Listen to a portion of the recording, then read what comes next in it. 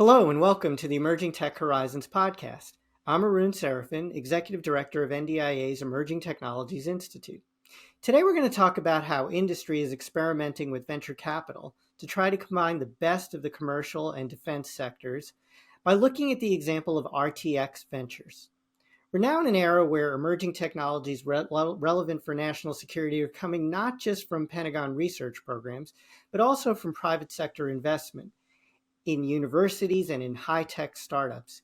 In areas such as artificial intelligence, cybersecurity, biotechnology, and space, private capital is being invested through venture capital, through private equity, and through lots of other means at levels that rival or sometimes even outpace Pentagon budgets. Many of these investments are with high-tech startup companies like Silicon Valley or Boston or Austin, Texas, but many of them are spread out throughout the nation. And they are producing technologies and services that could be incredibly useful to meet the future military need. However, integrating innovative solutions into our defense system often requires connecting the energy and enthusiasm and innovation of high-tech commercial firms with the energy and enthusiasm and innovation and systems engineering expertise and knowledge of military systems and requirements that you find in traditional defense industry. Connecting these two worlds means overcoming cultural and bureaucratic barriers, and one of the new ways this is being done is with a set of venture capital initiatives being run out of some of our large defense primes. RTX Ventures is an example of this. It's the venture capital division of RTX. It invests in small, growing companies in aerospace and defense. To help us understand RTX Ventures and the continued effort to connect Silicon Valley with the defense industrial base, my guest today is Daniel Ateya, the president and managing director of RTX Ventures. Daniel, welcome to the podcast. Hi, Arun. Pleasure to be here. Nice to meet you. So can I call you Dan? Absolutely. Please All do. right. I wanted to start by asking you a little bit about your interesting background. I know you started out with a technical background in engineering. Can you run through your career path and what brought you to RTX? Yeah, absolutely. I did start as a mechanical engineer at the State University of New York in Buffalo and went on to complete a PhD that actually got me more involved in materials and sensors, very cross-functional research work, and had a real interest in continuing to do research and the mission of defense applications resonated with me as well. And so I had an opportunity to go and spend a few years at the Naval Research Laboratory in Washington, D.C., in a top-notch sensors group, working on a variety of exciting projects. But all along, with a real passion for technology, I also had a passion for investing, and I wanted to find, where could I take my career in a direction that allowed me to do both. And so I chose to get an MBA and learn more about finance and investment analytics and try to explore different paths to do this. Just so happened that the financial crisis in 2008, 2009 happened right when I was in business school. And so, I had to kind of evaluate what are the best paths going forward, but had a great opportunity to go to 3M and work on corporate strategy, first of all, build some more business background, and then B, had a chance to lead an internal venture there and learn how difficult it is to commercialize new technology in a tough industry like consumer electronics. And that ultimately led me to 3M Ventures, where I spent a number of years starting to invest in startup companies and do corporate venture capital in a variety of very interesting technology areas. And just 2.5 years ago, learned about an opportunity to help RTX start RTX Ventures, the first corporate venture capital unit here at RTX. And I've been here since 2022. That's great. Did anything surprise you in the move from the engineering side to the investment side? That is, there is a very interesting insight that I had is when I was back at the Naval Research Laboratory, almost 20 years ago. And I was kind of really investigating, career paths and options. I had an amazing mentor there, Fran Ligler, who knew what I was interested in, and she introduced me to some venture capital investors that she knew, just so I could have some informational discussions and learn about their path. And I specifically remember at that time, one person told me, Dan, every technology we look at is great.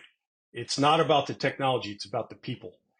And it really struck me as strange as a technologist at the time and a researcher. I could not believe that somebody would believe it's not about the technology; it's just about the people. And I think over time, and as I've gained more experience investing in tech companies and working with different founders, I really understand where that person was coming from. It's really great advice. It is not to say that all technology is good. I don't believe that, but I do believe that when we look at literally hundreds, thousands of companies each year uh, that are pitching their ideas, many of them have great technology foundations, but really we have to evaluate the people, the plans.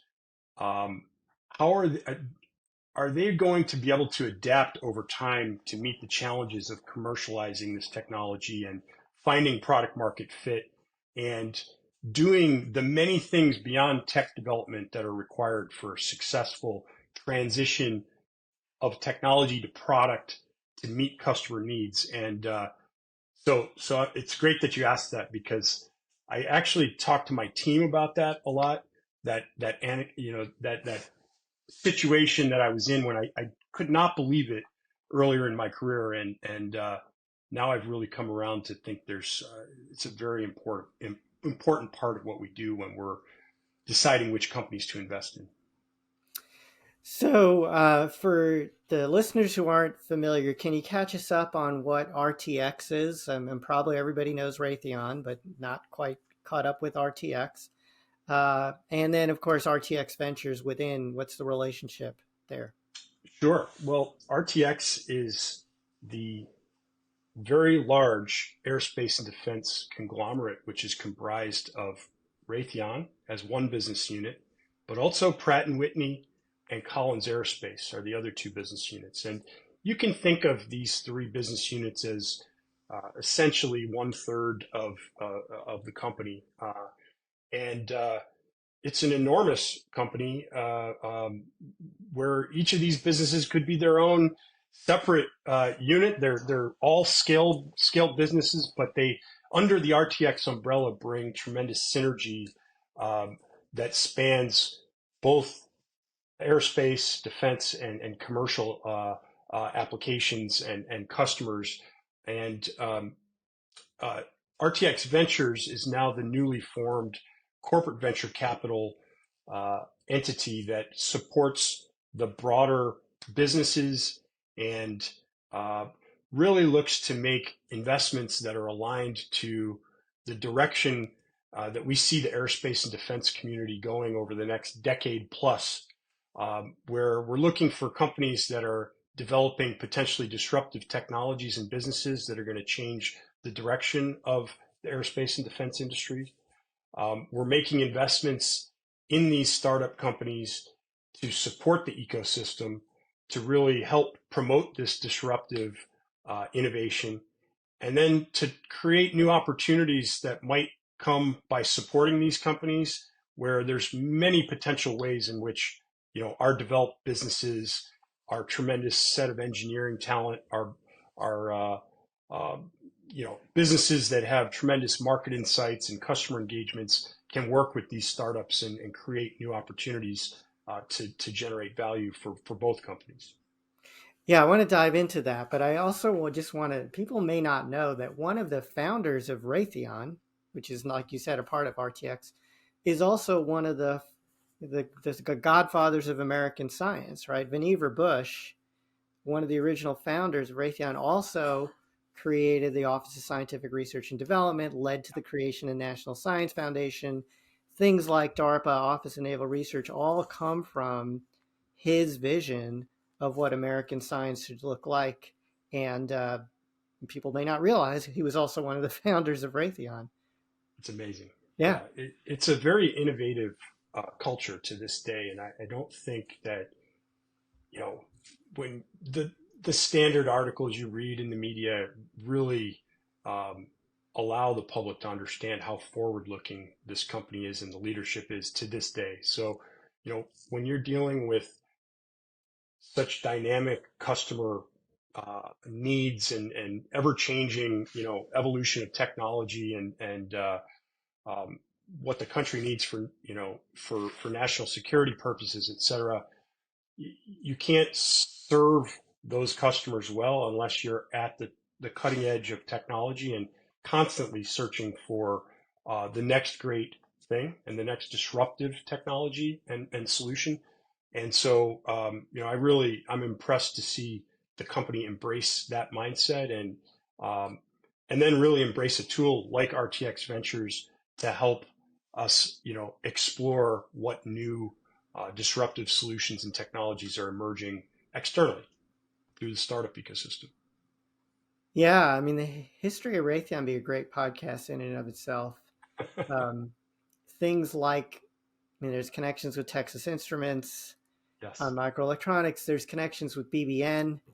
yes, BBN is, you could argue BBN invented the internet, right? With packet exactly. switching. All found its way into what we think of as a large, successful system integrator, but really is a company built off of these innovation pieces. And um, so you're now stepping into that world using a slightly different tool, this venture capital tool. And just help me out here.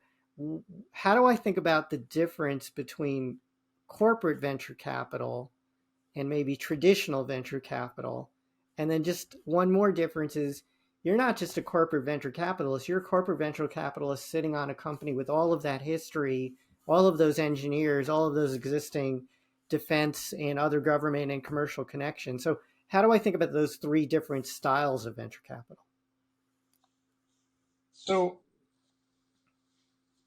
first and foremost, I think it's important to point out that venture capital is such an important part of our economic ecosystem. Um, when you think that it was really laws that changed in the late 1960s, early 1970s that enabled large sums of money from pension funds and other avenues to pour into venture capital. Um, it was after that inflow of capital that companies like Apple, Microsoft, et cetera, started to be backed by venture capital firms. And now today, if you look at the largest companies in the world by kind of market cap, it changes. It certainly fluctuates by the month depending on who's worth what at a given time. But something like 8 out of the top 10 companies in the world were venture backed in the last kind of 40, 50 years, if you will. And the reason I say that is it's it's a tremendous mechanism and driver for innovation and value creation, job creation, technology development, et cetera. Um, and so that whole ecosystem has evolved, over the last many decades. But what has followed in the last, I'd say, 20 to 30 years, especially, is corporations increasingly participating with venture capital units. Um, and I think today, roughly 25% of venture backed companies' financings, roughly 25% um, include a corporate venture investor. And that has been a steady uptick over the last decade that I've been involved, where it's basically gone from about 15% to 25% participation by corporates. So there's a lot more dollars and a lot more participation uh, into these financings. Now, let's talk the differences. The traditional venture capital firms are really financially motivated in the sense that they raise capital from outside investors that could be pension funds, high net worth individuals, university endowments, et cetera, that are looking for exposure to this high risk, high return asset class called venture capital. They have to return, the VC firms have to return the funds that they get from those investors within 10 years. And they're not going to be able to raise more funds for future funds if they don't provide good returns, from those funds that they raised from these investors, right? Why would you go back and put more money into a firm that wasn't performing very well? So there's a real financial motivation by the venture capital firms, but it's underpinned by this realization that, creating disruptive, successful, scalable companies are the way that you generate good returns. And so VCs are really focused on driving innovation, supporting these companies, and building large scalable companies because that's going to provide good returns to their investors and to them. Now, corporate venture capital groups are very different. And I will say it's very hard to paint a broad brush because there's many different types of corporate venture capital groups.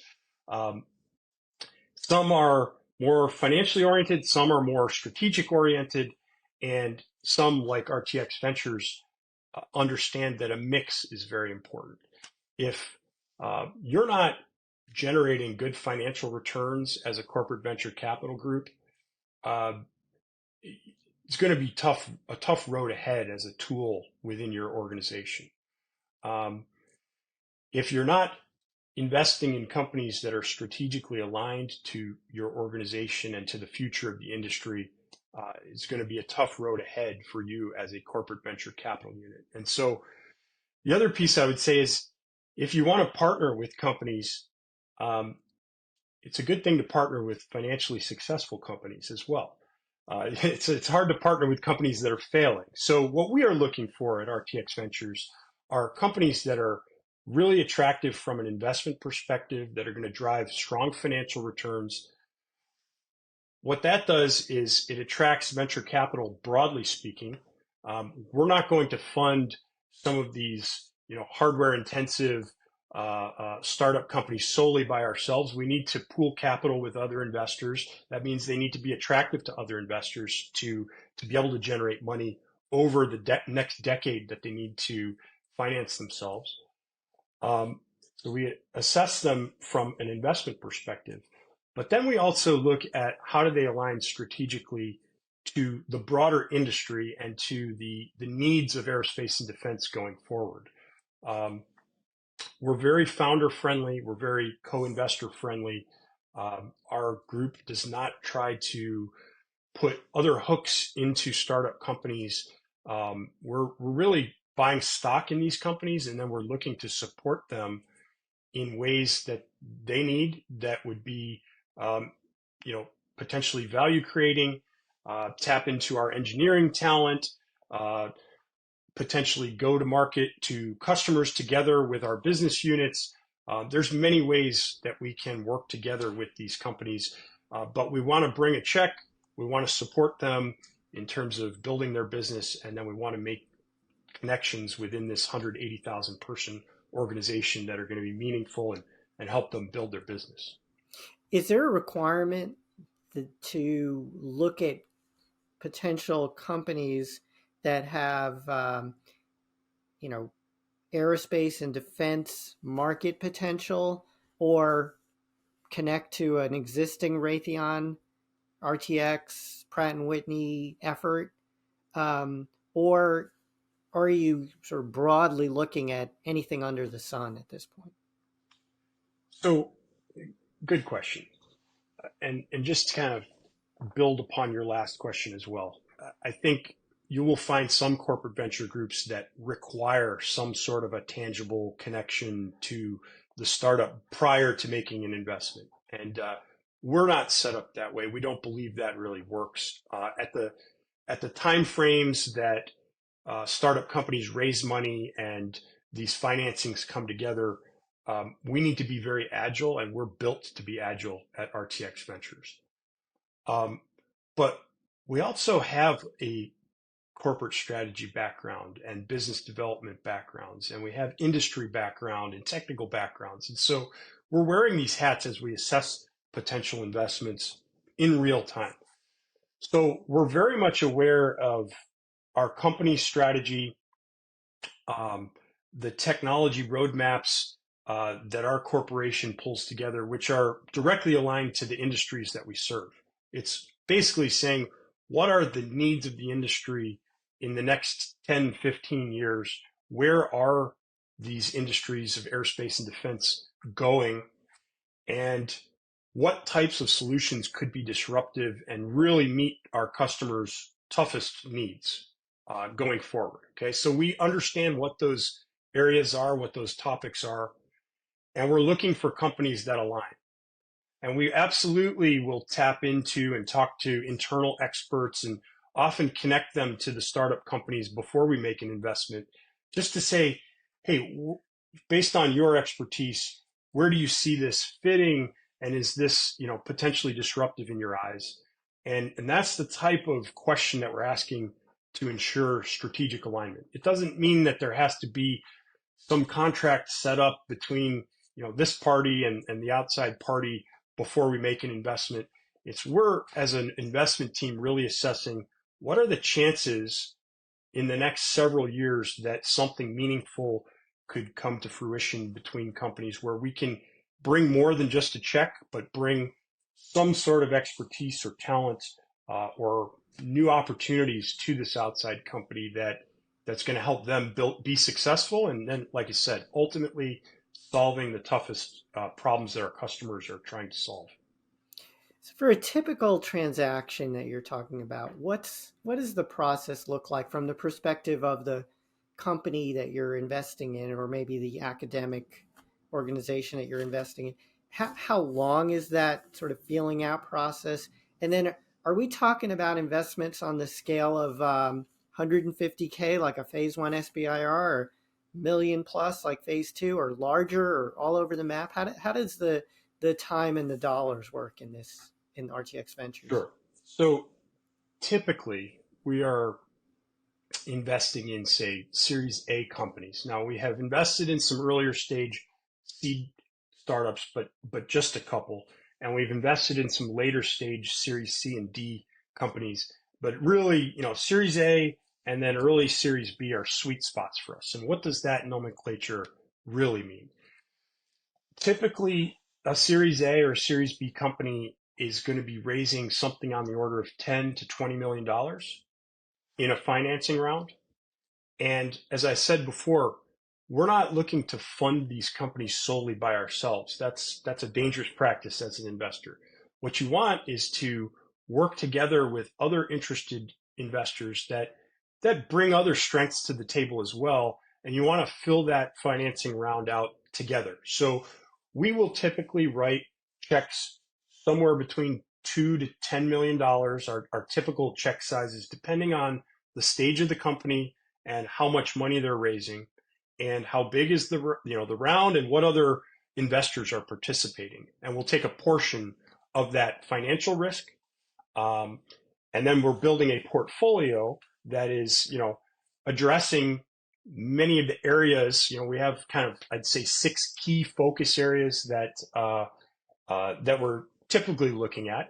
It's not solely focused here, but advanced propulsion technologies are one. Space economy is another. Sustainability and electrification is another. AI and autonomy. Next gen compute, advanced compute technologies, and advanced manufacturing materials are the 6 general areas that are kind of relevant. And so far, we've made 20 investments since 2022 in companies that fall into these 6 main buckets. In all cases, we've participated with other investors. Um, Not sure if I answered all the questions there, Yeah, but no, that's so. yeah, And typically in those areas, now speaking in engineering speak or tech policy speak, yeah. are we talking about $6.2? We're talking about TRL level 4, or where are you in the tech maturity pipeline here? That's a good question. It varies significantly. I think at the seed stage, you will find some companies that are TRL 2 and 3, and at the Series D stage, you have companies that are in full production, scaling up, and delivering to many customers, including the DoD, with a product or a service, recurring revenues, and significant revenue, actually, approaching profitability as a business as well. So we do see a very wide gamut from idea, um, to prototype, to initial fielding, to full scale production across even our current portfolio. Um, and in just 2 years, we've evaluated over 2,000 companies, and we've invested in 20, just to give you a sense. So that's literally about a 1% hit rate from companies we look at. And to give you a sense for that process that you were getting at, we get ideas from many sources. So um, I mean, one thing is we build our brand, through discussions like this openly to talk about RTX Ventures and to get the word out about how we operate, why it would be positive to work with our group. And we get every week, every day, companies reaching out to us saying, "Hey, we're raising money and we would love to talk to RTX Ventures and give you our pitch for our fundraising campaign." So we have inbound from startups directly. Um, we have a growing network of venture capital firms that we've been working with and establishing great relationships and building trust with, that reach out to us all the time and say, "Hey, you should take a look at this company that we've invested in, or we're thinking of investing in this company. Would you take a look and consider investing alongside us?" Um, we also have, this 180,000 person organization with 50,000 plus engineers that are out in the field, at different events, meeting companies and looking for the next great technologies to look at integrating into our products and solutions. And we often get great ideas from our R&D labs or our business units for companies that we should take a look at. Um, and then another way that's common is, I told you 6 main focus areas, and there's many, obviously, those were broad buckets, many subcategories within them. We'll do our own proprietary research and say, within a certain space that's very important to our company, we already know the space is strategically aligned. What are the companies that are out there that we could reach out to and talk to? And they might not be raising money right now. And so, it's about building a relationship until when they do need to raise their next round of financing. But we'll constantly be scouring the earth for what are some very interesting companies that fit our strategic interests, but would be very attractive investment opportunities. And so we we evaluate these companies, and we assess them for both their financial and investment, attractiveness. And then we assess them from a strategic opportunity perspective. And then we kind of rate them for what is the probability that uh, our companies could work together in a meaningful way in the future or generate new opportunities in the future. And when we see good values in both of those kind of general categories of financial attractiveness and strategic alignment, those are the types of companies that we work hard to invest in. So, one of the things that you hear from small businesses in defense industry and startups looking to enter into the defense sector is they start to understand early on who the primes are, like RTX, and the unique role that the primes play in this defense ecosystem, given that so many systems have to find their way through a systems integration process before it turns into a deployed system. And so there's one part understanding I need to work with the primes to get to the customer, which is DoD. There's another part of, boy, I don't want to work with the primes because I've heard these stories like intellectual property being lost, stories like um, them grabbing the lion's share of the work, and not actually using the small businesses just sort of for show. So here's your chance. Why is it that small businesses should be even interested in working with primes, and especially with a venture arm of a prime? Why is that a better way to get into the defense space? Okay, so I'm going to step back and state one thing, that's very important, and I've been talking to different people about this a lot recently. And it's before I get to the prime aspect of this, it's just corporate venture capital groups. Corporate venture capital groups over 30 years, kind of there can be a negative stigma sometimes where people are concerned about working with them. And I would say that's because you really have to know who you're talking about. And you could extend this to any investors, right? Some investors operate in a way that would be good for you to work with, and others don't. And so you really have to kind of figure out who are you dealing with. And that applies to corporate venture capital groups and primes or any partner that you might work with, partner or investor. We really have to evaluate how do they operate, and would this be a good group for me to work with? Okay. And I can tell you that RTX Ventures and RTX in general, and the mindset of how they've helped set up RTX Ventures, is set up to be very helpful and friendly to the startup companies and to work well with investors. And it's really our core philosophy, which is to say, if we invest in a company and then we really work hard to find out what could we do to help this company in a positive way, and we build that relationship and that trust, and then word gets out in industry that we're really helpful and we did help drive value in this, and this way with the company. Investors start talking to each other, founders start talking to each other, and you build a brand and a reputation of a group that somebody wants to work with. And we're seeing that already in the first 20 companies we've invested in. We have founders that are willing to talk to other prospective companies we're looking at investing in, and they vouch that, hey, our team, we have a dedicated portfolio development team. We are all broadly trained in business development to say, how can we help these companies? And the founders recognize that, and then they've been willing to talk to other founders, to start to spread that word. And then likewise, the VC firms that we work with start spreading word that, hey, we're a good group to work with. And they make introductions to us directly, which is a sign that we're a good group to work with. So that's just my one piece on RTX Ventures. Now, from an industry perspective, absolutely.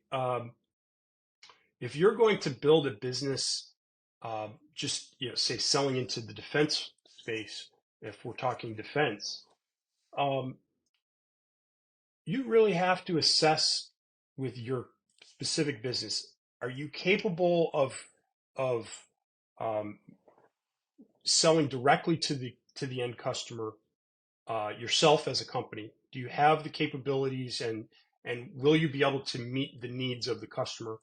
Or would partnering in some ways make it easier to scale, or make your probability of success higher? Um, you know, so some of the the aspects that we guide companies to think about is what is the most efficient path to building your business, and how can you best meet customer needs? And I think more and more over the last 3 years, we're seeing companies in the defense tech startup ecosystem and the investors that sit on their boards recognizing that partnership with a good partner, that operates in the right way in their best interest, and really tries to work with them, uh, that can be a more efficient path in a very difficult acquisition landscape, in a kind of a lumpy funding landscape, et cetera. That can be a more efficient path to success than trying to go it alone. Yeah, you're describing something which is sort of, well, it's a funding opportunity, one. and it's not quite the classic subcontracting relationship that someone might enter into with RTX. It's more like a cooperative, a CRADA style thing, right? Where you can maybe get access to people and infrastructure and advice. It's almost a little one part mentor protege as well, I would Yes. say. So That's really interesting. just to build on that, Arun, all of the above is possible. We really think broadly about what does partnering mean. Um, and just to give you a flavor of what some of those partnerships could look like. In some cases, the startup has some really interesting technology, and we're looking at whether or not that could be integrated into a broader solution that we would offer the customer in the future.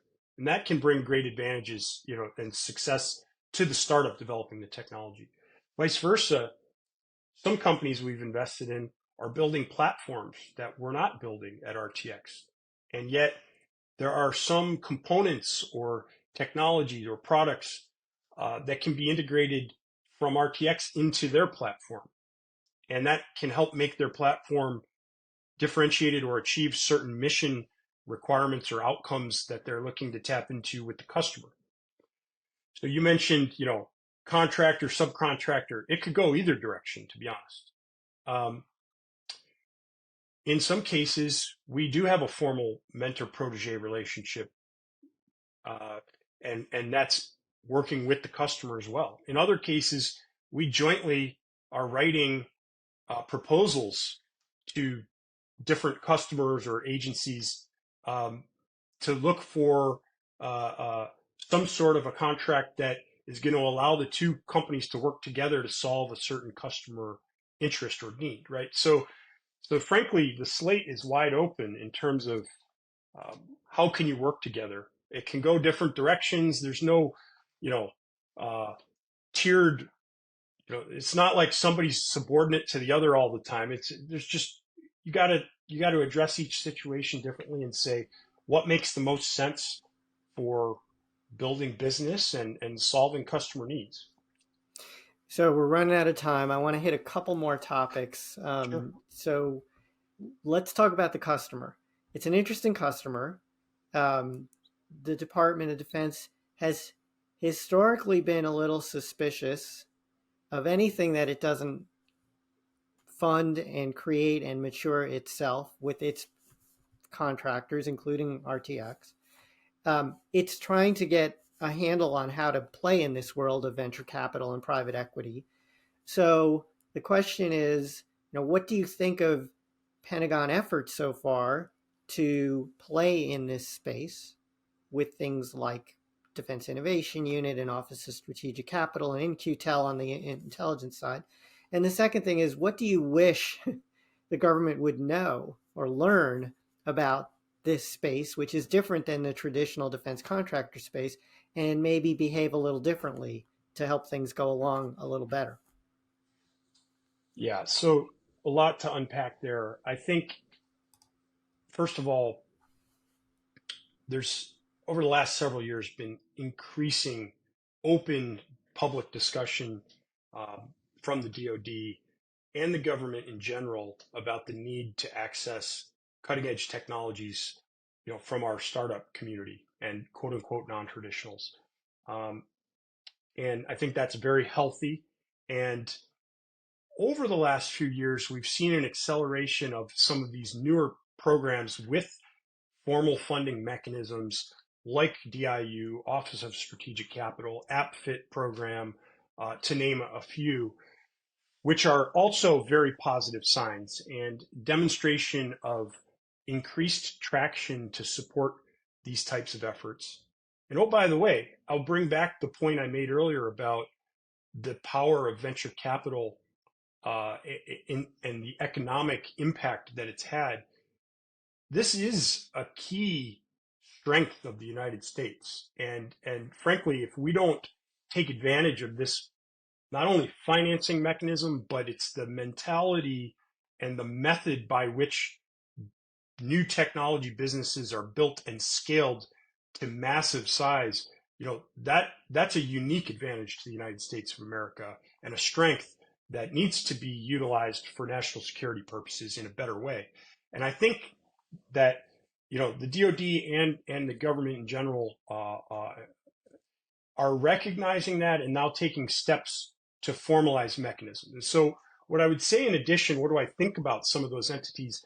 I look at like DIU's last the annual report that they offered earlier this year.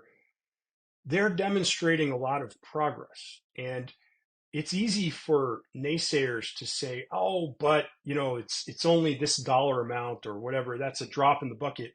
But I'm telling you, from an innovation perspective, it's this steady scaling in any startup itself that is demonstrating signs of scalability and success that's required. And so their track record, their success is accelerating, honestly. And if they can continue that progress, it's going to make an increasing impact on kind of transitioning these types of technologies from startup ecosystem, to the DoD. I may have missed the second part of your question there, Arun. Yeah, on the behaviors of the customer, right? So, for Yeah. example, you talked about shifting your focus, not just the technology, but the people. But Mhm. how do I run a Pentagon procurement that evaluates the people Yeah. versus the technology being offered to the government customer? No, that is a tough question to answer, but in general, to answer the original question you had asked me, which is, what do I wish they understood? I think what the government, the DoD, and then just frankly, any large corporate organization that I've ever seen often does in its sourcing functions is they're looking for what can a potential supplier offer right now. And that's typically the mindset around requirements and current capabilities. And that is important to have a really structured process to do that. There's no doubt. But what's also important is to recognize that there needs to be a portion of your kind of acquisition capability that's carved out for, as Wayne Gretzky would say, skating to where the puck is going. And I think it's really important to understand that's how the investment community looks at things. It's not about what do they have today. It's about, is this a high quality team with a great vision and a strong plan, and and if they are successful achieving the vision that they've laid out, would this be extremely disruptive for us? And I think it's not an easy question to answer, but and you can't spread the peanut butter across any company that steps forward and says, I've got a bold vision. You can't just give everybody money. But if you can develop the muscle to select the right types of companies with the right founders and the right business plans, and the right kind of initial technical progress to support, um, that bold vision, uh, there there is a lot to gain from this methodology, and it can't be done blindly across the board. But there has to be a portion of your work that's focused on supporting the innovators. And really, that was the point that I was trying to get to. Actually, is you have to understand, what do these successful startups need to be successful? How do you keep them in the game so they can really produce the outsized win that you're hoping for? And then you work backwards from there. Okay, well, they need some contracts of certain types and sizes. Well, then we need to make sure that a certain subset of the venture capital, startup ecosystem wins some of these contracts so that we can keep them on pace for the outsized change that we're hoping to achieve. Yeah, that's there's so much there, and I just want to do a commercial for ourselves at ETI. We're about to begin a set of work looking at private capital interfaces with DoD, to think about Pentagon positioning itself as a customer, thinking about the right kinds of demand signals that need to be sent, think about understanding the styles of return on investment, the speed of return on investment that some of these private investors need to have. We're talking to a lot of folks in the Pentagon on the R&E and A&S side to shape a set of activities over the next calendar year. Dan, it'd be great to have you participate in that as well. So I have you. I'd be I know happy how to. to find you now. We're going to get you Absolutely. involved in that as well. My Great. my last question for you is, there's a lot of NDIA members who are in small businesses or at universities, and I think they would love to participate in this startup world and maybe even connect with RTX Ventures. What's the best way for them to start thinking about that and connect with you all? Okay, great. Well, we have some information available on our website, and frankly, very soon we're going to have a refresh on that with even better information. So, keep a lookout at our website for kind of current information, and we're actually updating the website with all the companies we've invested so far and information about them. So that'll give you a better sense for the work that we're doing. Um, what I would say in terms of connection is LinkedIn is probably the best way to reach anybody on my team, or find us at an industry event. We're constantly out at different events, especially when there will be startups and investors participating in the event. And so you can find us at those. But I think LinkedIn, sending us a message, and try to keep a little bit of an overview of your what type of interest you have, or if you're building a startup company, what is it doing? Send something. We do get bombarded with hundreds and hundreds of requests, so you want to try to make your pitch clear, even if it's just an intro message via LinkedIn. You got to get the investors' attention, and that's step one to raising money in the startup world. Sounds like a contact sport, and we'll hope to see you at our conference in the summer where we gather a lot of these non-traditionals Yep. and small businesses and talk about emerging technologies. With that, I want to thank you. Daniel Ateya is the president and managing director of RTX Ventures. Thanks again, Dan, for the enlightening discussion.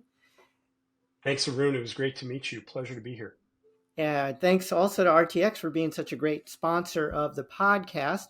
I want to point everyone to ETI and NDIA's website where you can sign up for our mailing list, register for our various webinars, events, and educational offerings, including our Tech 101 series. Our next Tech 101 is going to be Antennas 101. It's going to be on December 19th at 1 p.m. We're also getting ready for next summer's August Emerging Technologies Conference. Stand by for more information on that, opportunities to sponsor, exhibit, and of course, register. If you enjoyed the podcast, don't forget to hit the like button and subscribe to our channel to stay up to date with all our latest content. A special thank you to Melanie Yu and Daniel Park for producing this podcast. Thanks everyone for joining us on Emerging Tech Horizons.